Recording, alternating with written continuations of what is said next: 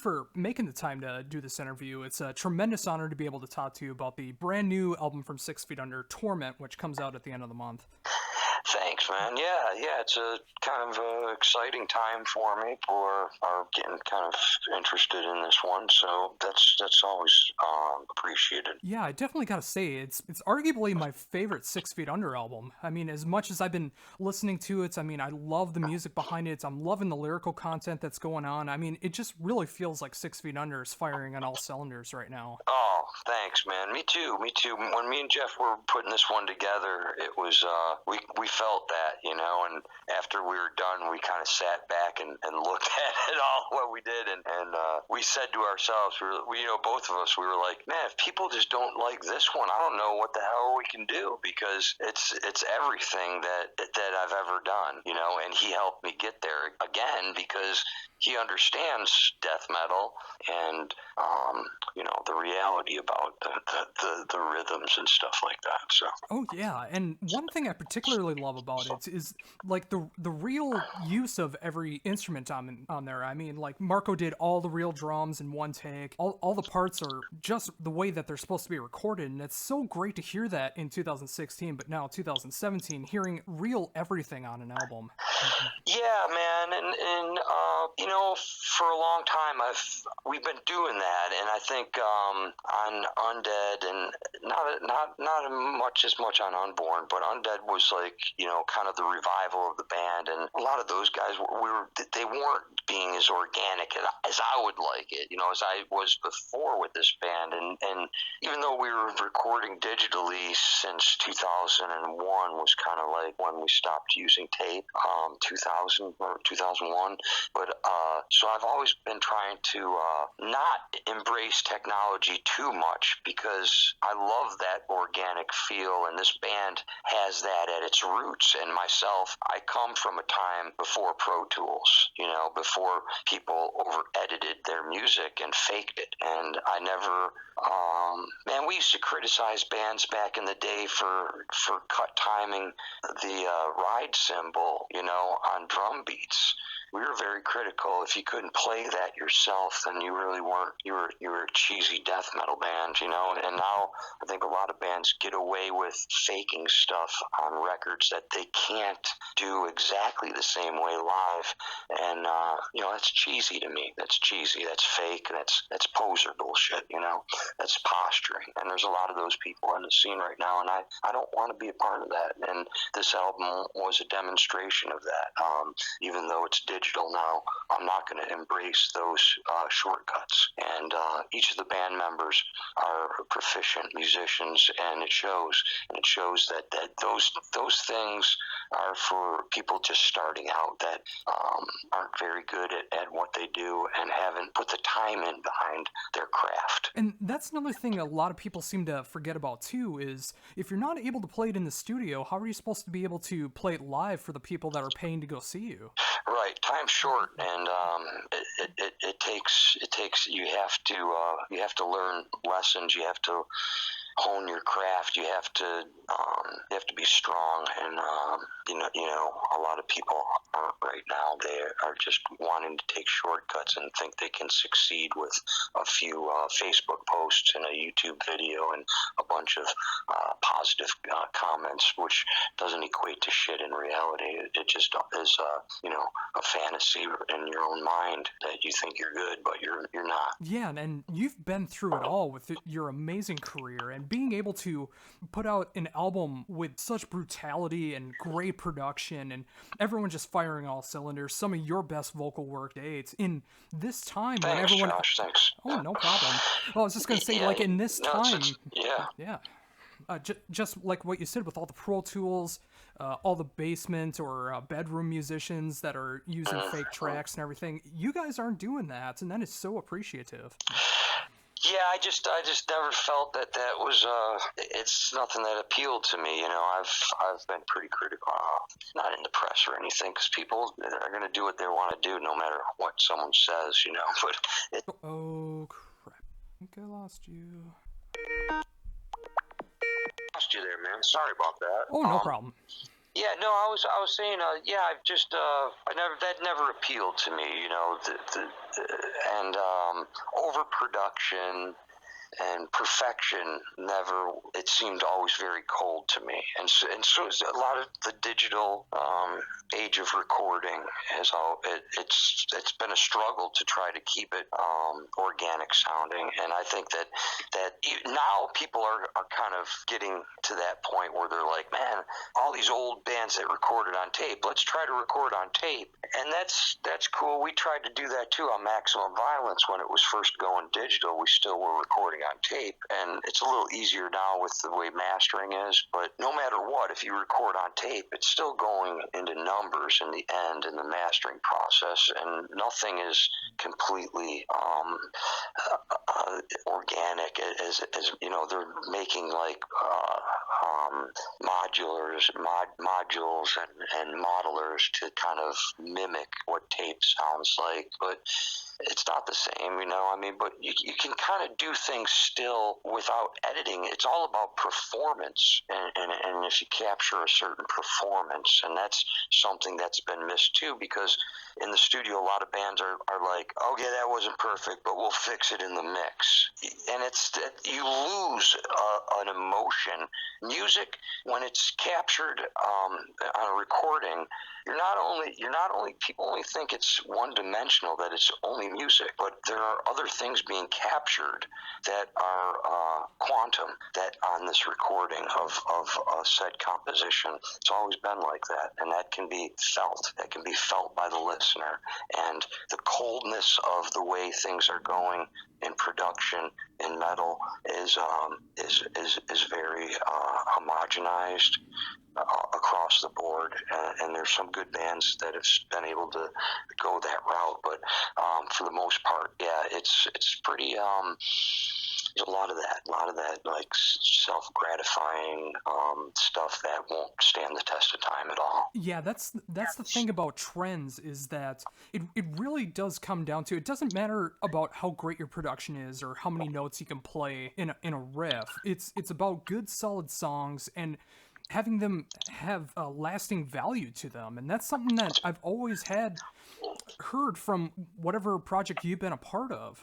You've always had that a part of you, and it's great to see that that's still coming through now with Torments and everything that's going to be coming up in the future, not letting all those trends get in the way of making good music. Yeah, thanks, man. I just I don't pay attention to that so much. I don't listen to too much stuff. I mean, a lot of people that write don't listen to much of their own stuff. From my experience, maybe some do now, but I don't want any of that to filter into me. I just want to concentrate on where this is coming from, what it is. I don't know. I can't even remember writing this album other than sitting there and it happening. You know, that's how it always is, and it's never a struggle. There's more to it than I think that people attempt to understand, that are the surface value of being a musician and being in a band and touring and making music is so alluring that maybe you get caught up in only one thing if that's your vibe, but something transcends the spiritual, and music is truly something that has and connected all of us, and can bring us together. And it's something that's a philosophy of many artists that have done things. And I put all of my soul into everything I write, because I embrace, I think, a singularity, that a plane of existence that everything comes from. And it's not only a surf. I don't want to be a rock star. I never wanted to be someone looked at differently, and that's never confused me. So I kind of have always fought against that, and have always felt uncomfortable with that, and that's why I don't interact with people so much, other than those that want to know some things. But that's just a distraction, and it's not a reality to what this is about. Yeah, and that's another reason why I have admiration for what you do, is you just want to be this normal guy making music. You don't want to live that rock style, hard rock or rock star style. You just want to be a normal person. And there's that's been misinterpreted by people because maybe they think I'm closed off or accessible on certain levels, but in a friendly way. But I'm a friend to everybody until they try to make me not their friend. And I've just always held true to what I've wanted to accomplish. This is art to me, and it's an expression of life. And I don't have time for negativity or speculation or opinions that don't focus on the positivity and the understanding of what I'm actually doing. The generalizations are nonsensical most of the time. Yeah, I completely agree, and that's what I try to focus on with interviews, is just the focus on a brand new album from a band that I admire, all the new stuff that they got going on, staying away from the propaganda and clickbait stuff, because I don't care about that stuff. I just want to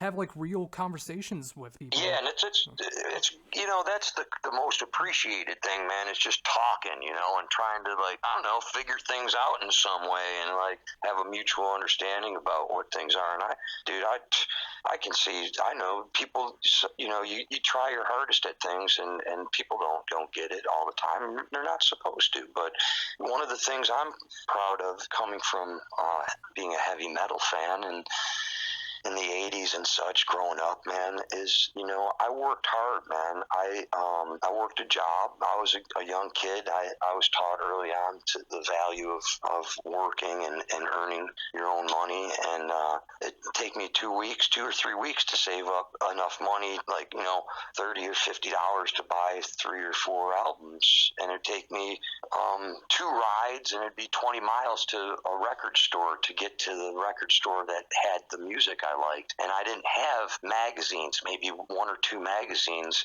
that were underground that I could get a hold of that would show me, examples of music that I was interested in.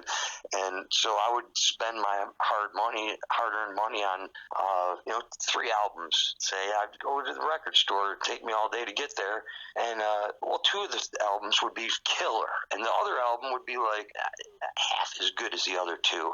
The one thing I'm proud of as a fan of music is I never wrote that band and said, and routed them like, your music sucks. These other 2 bands were so much better. Why are you even around? And just completely destroyed them. I'm very proud that I never was that type of a person, and back then those didn't exist. And you would have got your ass kicked if one of your friends heard you wrote some band and said that to them.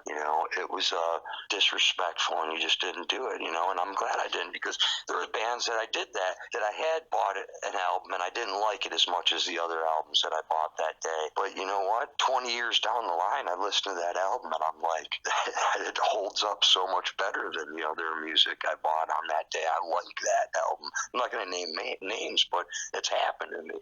So sometimes you're just not ready for something, man, and it's just, you can't please everyone at one time. Everyone's not the same. So I try to give people the benefit of the doubt. It gets frustrating, but I know that I know where I come from, and I know the fans of the past, and I know that the fans of the past in 1991 even would be disappointed with a lot of the way people appreciate the music style that they helped perpetuate to the future. It's kind of, there's a negative feeling a lot of times and these days about a lot of things. Yeah, I completely agree. I mean, with digital age, people feel that they're a lot more safer to be able to not just criticize, but just simply shit-talking everything that they don't like, because they feel safe doing it. And I don't even know it's the digital age, though, Josh. I don't even know. I think it's just, I don't know. I don't know what it is, If we want to get really deep, I don't know. Maybe there's been a release of some dark matter into our reality, and we're all affected in some way, and we've changed as people, because I don't remember it ever being like that when I was growing up. And people say that, and it sounds like, oh, he's an old dude, it was all better back then? No, I don't remember people having the nastiness and the entitlement and the negative feeling about things, man. We appreciated it all. I mean, I think we are so bombarded with entertainment now that maybe that's part of it. Maybe it's just we've become critics instead of enjoying the art of it for what it really is. And you know what? When that happens, the only time that they appreciate something is when it's gone. So when it's too late, and that's kind of the route we're on. Yeah, it's definitely true. I mean, when I was talking about like the digital age, I mean, with the access of computers and everything being to the forefront, I think I agree that it's not so much because of computers and everything that people feel safe to do this. I think it's just more in the forefront where you're able to access people having these type of emotions. Like, just like you said, back in 91, people would never say that to your face. Like if they show up to a show and say how much your new album sucks at the time, as compared to now feeling safe behind a keyboard, being able to do it and seeing all of this rather than just being a So chill. you think it's the convenience of it all, as opposed to like me sitting down in 91 and having to write a letter to somebody and like be anonymous that way? Yeah. Yeah, truthful. Yeah, that's true. That could be part of it for sure. Has that spread though? I mean, has that convenience kind of accelerated a certain behavior? Sociologically, that's an interesting question. Yeah, absolutely. And of course, being in the lights, like having notoriety for the music that you play, that's always going to come with that attention. I mean, no matter what style of music you go for, no matter how creative you want to be or how much you want to stay the same, there's always going to be people that just want to crap on what you do. But there's also always going to be those fans that are going to be there as well, that are there to support you. It's true. Yes, there is always that core solid following, which I'm lucky enough to have had, and I haven't had that infiltration of those other types of people. They've tried to stop other people from liking us, sure. But I see a little bit of that with other styles of music, but do you see that with classical music? I mean, maybe with jazz music, like some people are very traditionalists in jazz and stuff like that, and jazz is about experimentation, so that's kind of goes against that whole thing. But there's not really, in any other styles of music, I mean, there's not as vocal of opinionated fans of the music as there are online, as in heavy metal or death metal or whatever, deathcore, whatever you want to, branch of it you want to call it. And I don't know if that's because it's a very youthful type of music, or if there's other things that, I don't see like the fans of I don't know, some country performer like destroying each other, destroying an album, on YouTube comments. I just don't see that. So I don't know what makes this style of music special on that end of the interpretation scale. But it's mildly amusing, and it can become kind of discouraging at times and annoying. But I try to take deep breaths.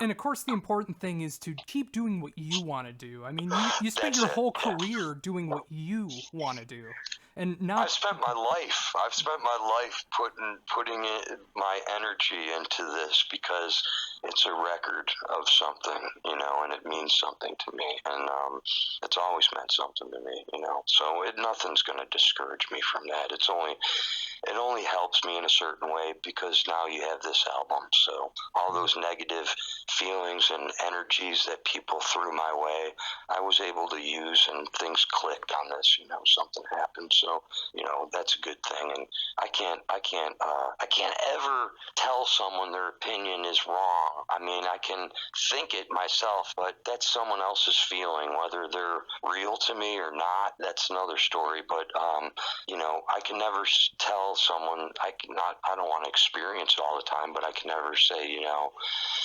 don't experience things the way you want to, because that's so wrong, man. We're being told that right now in this country. We just don't. Not all of us have woken up, but in the physical reality of this country right now, things are changing very quickly, and maybe things won't be the same as how we enjoyed them, and that's a shame. So enjoy what you have and try not to be so hard, because here's the thing, man. It's very, very easy to be negative, and find the negative in things, but to look at the positive things and to face those things that's not so easy, and that's why people take shortcut and just snap and react. So just take a deep breath, man. We all have to sometimes. I mean, it's life, but we're all in it together. Absolutely. And getting back more into the band, with live shows, I know you guys have been hitting Europe a lot, which is great to see that this style is going over so well in Europe. Would you say that's where the most 6 Feet Under fans is in the Europe era? Well, I've always had a home in Germany and Central Europe, and I've recognized that since the first tour I did. It's been very special, and those people have always appreciated what I've done, to a point where it's never been a trend thing. It's never phased in or out in any way, and it's just it just feels like the right place to be a lot of the time, and honestly, there's financially, it's easy to do what we need to do and not have to worry about bringing our music to people and taking chances and having to worry about specifically promoters trying to rip you off or con you or not doing their job, making excuses. And in the States it's been that way for a while, and it's been very difficult financially to be on the road and to be safe, and no one wants to die in a van, going off the road at 4 a.m. It's happened too many times, and it's all a product of the fans. They don't want to realize reality, but the fact of the matter is, in certain parts of the world, they still buy physical copies. They still buy your record. They don't wait for it to come on YouTube for free. They aren't waiting for it to kick in on Spotify, so you're getting it for your subscription, so they can steal money from artists. They buy the physical copies, and those are the places we are still able to tour, because the promoters and the booking agents aren't really taking any chances. Over here, promoters and the locals are taking chances because the fans are not showing them that this band is a strong band that they can take a chance on with their business. It's a trickle-down effect, man. And, that's what happens when people are entitled and think they deserve things for free and they don't support things. People will say they support something, but they don't. They don't with their physical self. They just express that in some way. Yeah, and again, I couldn't agree with that more. I mean, with being in bands myself, going through local things going on here in Minnesota when it comes to promotion, just like you were talking about. I mean, I'd rather have you guys go and tour and actually at least break even, if not actually make money on a tour, rather than constantly touring here and constantly lose money and may not even be able to tour. It's not even possible. It's hard on young guys, on young bands like that, man, and it's unsafe. I mean, you can do it. You're rolling the dice being in a van, man, doing that, and it's hard for us. We've come so far, and we can't take a step back to that, and you can't blame locals, man. And it's hard to, unless they're not doing their job and doing the grassroots promotion in their town and really reaching out. And it's hard, man.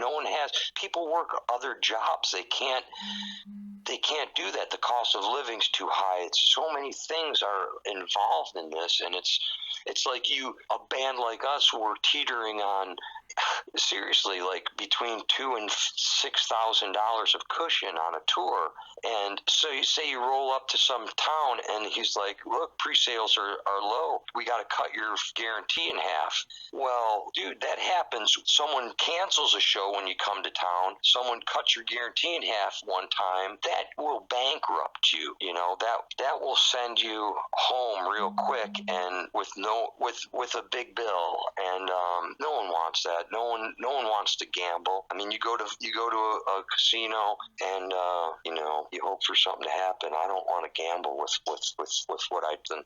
Like, you know, that's Vegas is something else, man. Being on the road, that's another thing, man. And it's so hard for young bands to do that. I mean, it's heartbreaking, man. It's the way there was a dream at one point, and now that dream has become very, very distant, and it's a shame because there are a lot of artistic people out there. We all have a drive to want to create something really cool for people to, you know what, to put a smile on someone's face, and that's what it's all about. You know, on our face first, and hopefully someone else, they're smiling too, man. And it's harder to do that now, and you wonder why. Oh.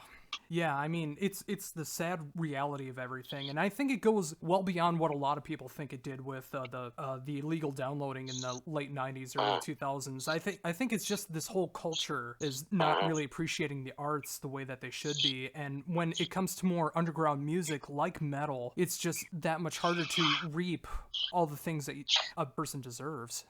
Yeah. I kind of hope that new bands won't embrace any social media of any sort, and they'll rejuvenate their local scenes at a base level, and somehow that'll destroy all this, because that aggression is missing, man. There's some bands that I see here and there that are like, you know, I feel that from them, and I don't want to see that getting sucked out of the scene, because there's a flicker of hope out there, man. There is. It's just because there's people now that don't like that part of it, and there's people like that. So I hope that is a mindset that accelerates. That's something that is something that grows. Yeah, I definitely agree. But until that really does start to happen with the newer bands really embracing that style, I'm glad at least you're taking that initiative and having Torment be an amazing death metal